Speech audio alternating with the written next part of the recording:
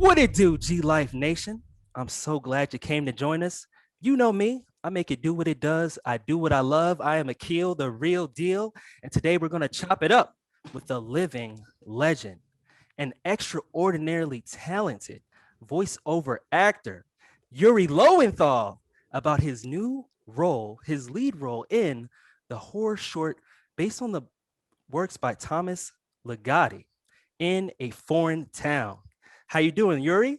Oh, Akil, I'm so happy to be here, man. Thank you for that intro, and thank you for that jacket. It makes me want to dress nicer for sure. It's my pleasure. I'm really excited too. It doesn't normally take me that many times to get an intro in, but thank you so much for making some time with I'm honored. us. Will you tell us a little bit about your G life or your gaming life? What games are you enjoying right now? Yeah, I'll tell you what, I've entered an interesting period in my G life in that I used to game a lot. I game less these days, but I find that the games that I like are not the games that I used to like. I used to play a lot of first person shooters and now and like survival horror and things like that. And these days I've chilled the F out really, in that I don't like games anymore where I have to learn complex mechanics to keep things from killing me, nonstop. So I like story type games. I like, walkthrough type games that are in a cool world, cool story, cool backgrounds, cool music, stuff more like your Firewatches or your Edith Finches or a game that I was actually in recently, which is sort of an interesting, fun puzzle game called Call of the Sea. Ah, So that's what I don't like games where I'm constantly, defending myself against being killed anymore these days. I I like to I like something a little safer, as it were. and you can really enjoy the stories being told, Yeah, is what it sounds like. yeah. Between you and me, I didn't even finish. I didn't even finish playing Spider-Man. I Not didn't even yet. I didn't even get to the end. Right, that's true. It's always there for me to get back to. That's true. It's all good. You definitely know the story, I'm sure. Yeah, You know how it goes down. right. There aren't a lot of surprises. That's true. So I know your voice from movies like Afro Samurai Resurrection, Yes. anime like Naruto, Hmm. and now you're in this horror short called In a Foreign Town. Yeah. Was this your first time acting in something like this? And was it much different than preparing for a voice acting role? It's a little different than preparing for a voice acting role. I mean, the tougher part about it, I have to learn all my lines. When I'm doing voice acting stuff, I can always have the script in front of me for the most part. But for this, I had to learn a lot of dialogue. But but I originally came from theater and TV and film. So before I came to, before I discovered voice acting, so it's not so much new to me, but I will say that voice acting has taken up the majority of my career in recent years. And so it was nice to get back to that because each different type of acting feeds me in a different way. I like I like theater for the immediacy of it and the sheer physicality of it. I like TV and film for getting into those worlds. I like voice acting for being able to play a lot of different characters that people would normally not cast me as just because of what I look like. So each sort of different kind of acting feeds my soul in a different way. So it was nice to come back to something like this. And I'm a big fan of horror to start with, and I'm a big fan of working with Butcher Birds and Michael Schlane, who directed it. We're old friends, and so it was really, even though the material is dark, it was a very sort of comforting, fun place to come back to. Yeah, it was dark. And I'm curious, you love horror, but is this your first time being a part of a horror project like this? No, actually, Oh, I've okay. done a bunch. Yeah. I directed a horror short myself a few years back, called Are You Ah, Awake? And so I just love it. In some ways I feel like I've entered into my Elijah Wood period of my acting career. And that Elijah Wood like got to a point and he started this company up to do like make indie horror films, called Spectre Vision. And like there's so much of me just wants to hang out on horror sets and just make indie horror movies these days. It's just it's just something I love and brings me joy when I do it. So it was, it made me doubly happy to get involved in something like this with people I already liked working with. Yeah. Well, that's dope to know that you're continuing to grow and Mhm. and Yeah. chase your passions Have to. in your career. And as a fan, it's dope to see that you're enjoying yourself doing different things. Thank you. So when did the appreciation begin for Thomas Ligotti and his works? It's interesting. Thomas Ligotti's works have always been sort of just on the periphery for me. I knew of him. I had read some of his stuff in and among all the other, weird fiction and cosmic horror that I have been into. Um, so I knew his name and I knew his work, but not as much as I did once I got into this. Michael Schley, the director, he sat me down. He's like, what do you know? Okay, here's what else you need to know. And here's a bunch of stuff to read. And here's, a lot of stuff about him and the world and that kind of stuff. And, it already fed into a lot of the stuff that I already loved. So it was really nice to be able to dive in and get more of an appreciation for Ligatti's work, to jump into it and to honor it in the, is in hopefully in the best way possible. By the way, I didn't mention, I watched it and Yeah. I normally don't watch horror, so I was definitely Oh. spooked and waiting to see, well, no spoilers, but waiting to see Mm-hmm. the reveal the entire Sure. time in the movie or in That's the a tough short. one. That's a tough one. We're not gonna tell you, you got to watch it yourself, everybody. It's on Alter. You can watch it. But yeah, no, so you don't really watch horror very much, but you watch. I'm impressed. There's some And some I want to creepy know, parts. did you were were you approached or did you reach out and say I want to be Mr. Hatcher? I was approached. Again, I had Ah, worked with Michael Schlane before on a lot of other things, and he knew that I liked this kind of stuff, and so he approached me, which doesn't, which happens only rarely, and I'm always happy when it does. Usually I'm just auditioning for everything and just hoping people will cast me. That's the life of an actor. And so when somebody comes to you and says, you don't have to audition for this, I think you might be right for this thing, that's rare in my line of work, in my personal career. And but I'm always happy when it happens, especially when it's a project that I know I'm going to be able to dig into and really love. yeah, congratulations again. Thank you. Thank you. Did you check out the fan edited trailer that used the Spider-Man cutscenes? Yes. Yes, it was so good. That fan edit trailer was, because I never would have put those two things together. I mean, you don't go I thought it in was a foreign clever. town, this horror short and Spider-Man. But because people know that I'm in Spider-Man, um, and there are a lot of talented people on the internet. That's what the internet's for. That's hopefully, that's one of the best things it's for. But Yeah, finding those people, and it was remarkable how well they cut it together and made it work with the dialogue from the film. I agree. Again, I wouldn't have thought you could do that. And Yeah. and they did. Yeah, it was impressive to me because I watched the fan edit trailer before I watched in a foreign town. Uh-huh. And it was interesting to me. I thought it was meant for Spider-Man or for Peter Right? Parker being dark It because works. It's so weird. the way they use the references to the wife in a foreign town to reference Aunt May and Yeah. the Spider-Man in the darkness, it was very impressive. And why And do you Doc think? Ock and like Yeah, everything. yeah, Yeah. Doc Yeah. Ock, why do you think Spider-Man fans might be interested in a psychological horror short like In a Foreign Town?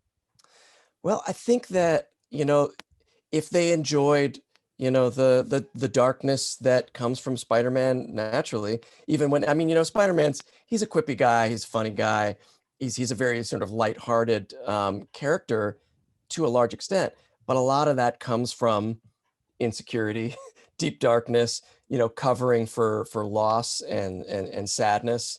Um, Yeah. so so that's always been a part of Spider-Man, and I think when we did the game, a lot of that came out. I mean, I feel there was a good balance, but there was definitely darkness and there was definitely loss, and I think that uh, I think you'll find that in a foreign town too. Plus, in a foreign town is Yes. short. In a foreign town is short, y'all. If You you got got the 10 time for it. minutes, You got the yeah, you time got for you it. got time for it, and then afterwards you can tell me if you liked it or not. And afterwards, you'll probably be wanting more because I definitely did. I hope so. That is the hope. The hope is that this short, that enough people will like it and want to see more of Legati's world explored, and maybe we can go back and do some more. Yeah. And I noticed too when I was watching it, I'm like, oh, he's still doing a lot of voiceover because as the story's been told and you're reflecting on Yeah, it. So, and you mentioned that was the difference is that you had to memorize all your lines yeah, on set. yeah. I'm not always used to that these days. I mean, when we do performance capture for games like Spider-Man and so on, we have to treat it like a movie or like a play. So we do have to learn our lines. But usually when I'm in the voiceover booth, which is the majority of my time, I've just got the script right in front of me. I can always look down. I don't have to put it up here. Well, all that's to say is that once again, I was impressed, especially at the end with the psychosis Yeah. that your character is going through. Well, thank you. Yeah. Yeah, and for my pleasure. And this is your first time, obviously, as you mentioned, with Butcher Bird Studios. You work with them on Orbital Redux, right? Right, right. Yeah, this is not the first time we've worked together. Is Orbital Redux. We've known each other for a very long time. All the sort of the different butcher birds, as it were. But yeah, Orbital Redux was another project that they came to me with, directed by a different guy, Stephen Calcote, who also is part of the team over there.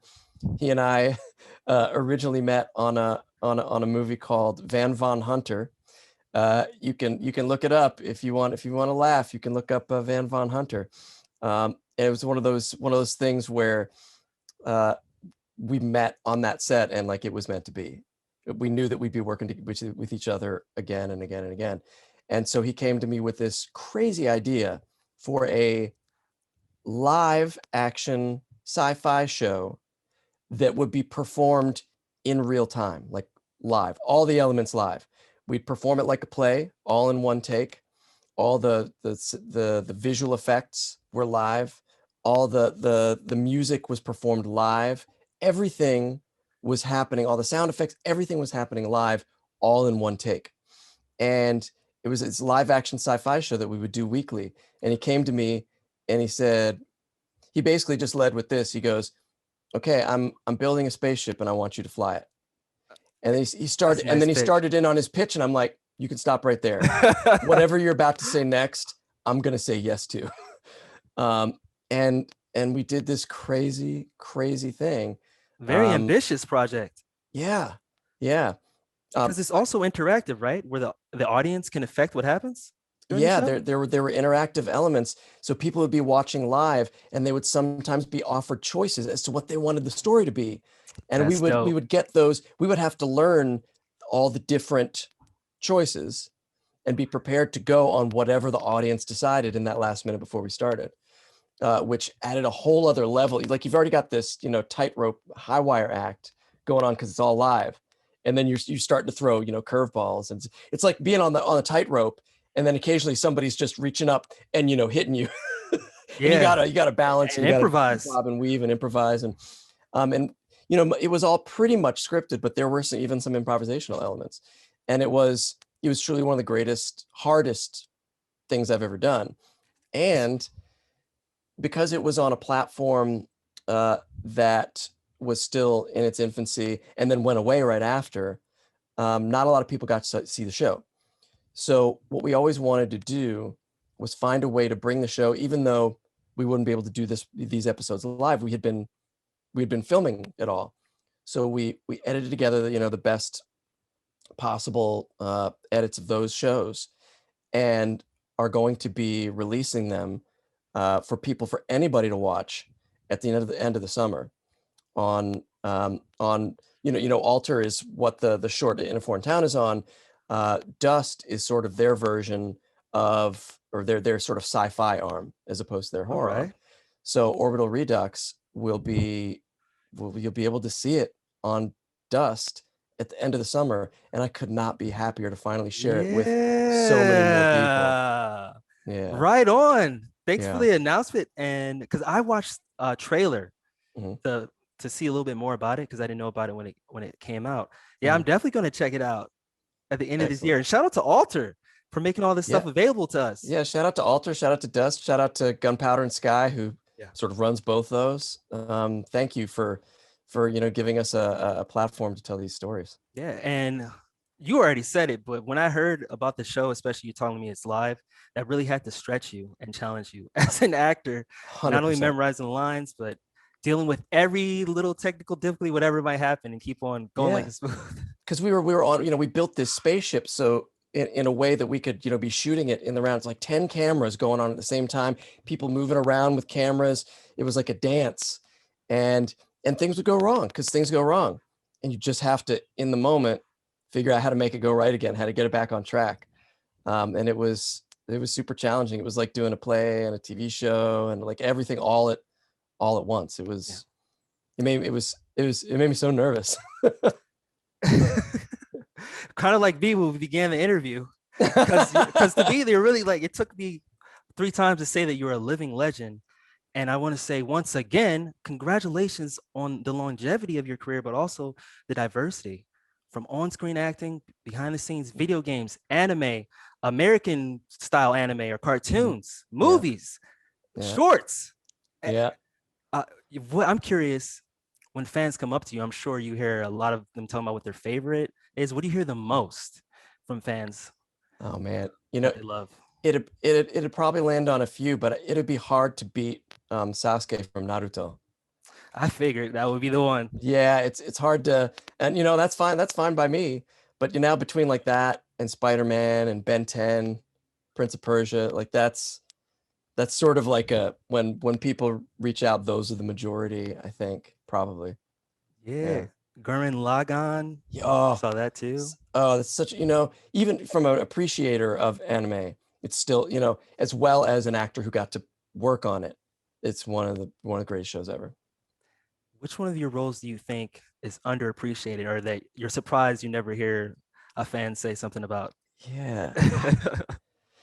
It's funny because with the internet, there's always somebody out there. Like even if you don't think anybody would have seen that thing, somebody saw it and loved it and talks about it. But oh man, if there are characters underappreciated. Um Spider-Man? No, I'm joking. I don't know. There's a I don't know. There's a game I did recently called Bug Snacks. And I play Chandlo Funk Bun, Okay. which is one of the greatest names of any character I've ever played in my life. Chandlo Funk Bun, Chandlo Funkbun. and he was this really cool character and sort of a little bit out of my wheelhouse from what I normally play. It was super fun, and the game is fun, and I hope people find that. The game that I did with Insomniac before Spider-Man was a game called Sunset Overdrive, Yeah. which I thought was going to be the biggest game in the history of games. Like when we were making it, I'm like, you guys, this is going to be. And then for whatever reason, you never know what's going to happen with a project. Uh, it did not hit in the way that I thought. And I would love for people to go back and find that game again because Mm. I just think it's funny and it's fun and it's colorful. It's just great. It's great. And you can look and see what sort of like a precursor it was to Spider-Man in a way. And there is some linear Ah, bits that sort of go through yeah, the that. platforming style in that game. Yeah. I could see Yeah. that now. Yeah. Okay. Well, what words of wisdom do you have to share with the G Life Nation? Anyone that's aspiring to be an actor or get into voiceover work? Yeah. I would say if you're interested in getting into this, get into the acting first and see if you find a passion for it, see if you love it. Because you're gonna I know a lot of people are like, have a really cool voice. I'd probably be good at voiceover. And I'm like, I don't know. That's necessarily true. It's good to have like your crazy voices and your impressions and all that stuff. Um, but in the end, what I found when I see people who've been doing this a long time and really stay in it, they're good actors first, and that's what Mm. keeps them afloat. And for two reasons: one, because the acting is what fills out the each character you play, and two, if you've got a passion for that, it'll carry you through all the hard times. Because I mean, I acted for many years, and I still do from time to time, for no money. And when you're making money, it's great. When you're not making money, it still also has to be great. Like you still Speak have to on it. be Speak on it. loving Yeah. it. Yeah.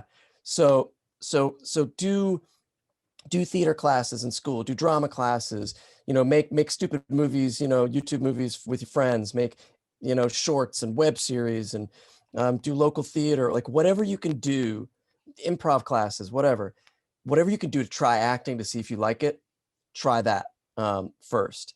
And Mm. and here's another simple thing you can do no matter where you are every day: read out loud. Like what we were talking about before. When I go in and I've got the script in front of me, a lot of times I've never seen that script before. Sometimes they won't send it to me in advance. So when I show up for work, I'm expected to Blind read, look at a basically. script Yeah. and immediately read it to the level that that they want it. So practicing picking something up and reading it out loud and bringing life to it and making decisions and choices about it really quickly is a skill that you can build, and that is impressive when people see it, because they'll I they'll agree. notice. Yeah, and you pick up anything. You pick up whatever pamphlet at the bus stop, or whatever book you got on your shelf, or newspaper, whatever. Not people don't read newspaper anymore, but you know what I'm saying. I do. Thank you for dropping those gems. Yeah, And absolutely. especially like what you're saying about when the money's not there. I can relate to Yeah, that, brother. There's got to be something yeah, else if you really want it. yeah, yeah. Decide whether it's something, because there are going to be easier ways to make money than acting. Trust me. So find out if you love it first, and if you don't love it, find something else you love. Yes. Yeah, Before we peace out, please yeah. share with everyone how they can connect with you and all your wonderful projects you got going on. Oh, thanks. I am easily stalked on Twitter. I'm at Yuri Lowenthal on Twitter. I'm also at Yuri Lowenthal on Instagram. Uh, and coming up this Monday, I don't know, when is this? When are you guys gonna drop this? When are we going to drop this? As soon as possible. As soon as possible. Well, I'll tell you what. Um, Tomorrow, which would be Monday, the 12th, Yes. uh, is a thing called, believe it or not, Yuri's Night. Uh, it's the it's a celebration of space, and the love, like the persistence of the human spirit. It's called Yuri's Night because Yuri Gagarin was the first man. He was the cosmonaut from Russia, who's the first man in space. He's the first man to orbit the Earth, and I was actually named after Yuri Gagarin. And uh, it's a celebration of space. It's a celebration of like the indomitable human spirit. And it started like 20 years ago. People were like, we do Yuri's Night, we're going to celebrate like science and and just the love of life and our planet and like all this stuff. And I didn't find out about it until many years later. But tomorrow night is when I'm officially going to announce that, because it's a space night. That's when I'm officially going to announce that Orbital Redux will be coming to dust at the end of the summer. So I don't know if this is going to be out in time or not, but if you want to join me on Yuri's Night, it's gonna be on my Instagram Live. Okay. I'll be there. Okay, yeah, come with your questions, come with your space themed drinks, beverages, and costumes, and whatever, and we'll talk about stuff. I'll talk about Orbital. We'll talk about space. We'll talk about what you're drinking. We'll talk, whatever for like an hour. I would like to celebrate Yuri's Night with as many people as possible, and this is going to make that possible. Even though we can't, like, I used to go to Yuri's Night parties with like people, but we all know how parties with people are going these days. So this is the only way we can do it this year, but maybe next year with a bigger crowd. Okay. The timing is crazy how the universe works. So tomorrow is Yuri's night. I'm talking with Yuri Yeah. the day before, and you're big. It's perfect with Orbital Redux coming out later. Being Yeah. able to announce that is all science themed. Yeah. Yeah. Thank you again so much for your time. All of everything you've done for the GLYFE, behind the scenes, behind the camera, in front of the camera, and continue inspiring us to do what we love. Thank you so much. And I hope you have a super fresh, blessed day. GLYFE Nation, until next time, peace. Thank you, Keel. Stay safe. Cut. It's a wrap. Awesome. Thank you again so much. Honestly, Yeah, absolutely. it was it's great for me. It's great for me to talk with Right. Awesome. Well, it was great for me. So that makes two of us. you. Pause, make sure we're good. Hopefully it was great for Theo too. Yeah, well, Theo unfortunately can't hear it. He has to listen Okay. to it, listen to it Right. afterwards. Yeah, Yeah. was there anything else that you want to know from us? I don't think so. Feel free to, when you guys have it ready, feel free to shoot it to me on Twitter, and I'll try to give you a signal boost for what it's worth. Okay. Yeah. Yeah. Would you happen to know, by the way, we got a Mhm. chance to talk with Jackie Pino, Oh yeah. who plays Rio Morales. Oh, she's the best. I've known her for a Yeah. long time. Yeah. So besides Spider-Man, have you worked with her before? We met working on loop groups together. Loop group is when they bring in a group of actors to fill in like the backgrounds of TV shows. Like when you're watching a TV show and there's like a bar scene. When they shot that bar scene, they had everybody just pretend to make noise in the background and pretend to talk, but it had to be quiet so they could record the main people who are, the main actors in the show. And then when that's all done, they bring a group of actors in to sort of fill in background stuff. And she and I met doing loop group work together. Oh man, a long time ago. So yeah, so Oh, we'd actually worked together then, and then I was so exciting to see her when she got cast in Spider-Man. yeah. I Yeah, learned a lot talking to you. So the good. I noticed I noticed that the people in the background aren't really talking, but then they have people come in and record audio to sync it or to make it seem like they were Yeah, talking. yeah. Oh, okay. All Fill it right. into the background. Yeah, and it's if we've done our job correctly, then you don't even notice we're there. Like you can't like make out specific words or anything, but it's just sort of like a background noise kind of stuff. Yeah. Well, thanks again for your time. We definitely have talked a little bit more than 10 minutes. Oh, it's all right. Well, I hope you have a great one. And Thanks. thanks You too, again Ken. for the inspiration, man. For real. Oh, Thank you. thank you for saying so. It was good to meet you. I hope we get a chance to hang out again.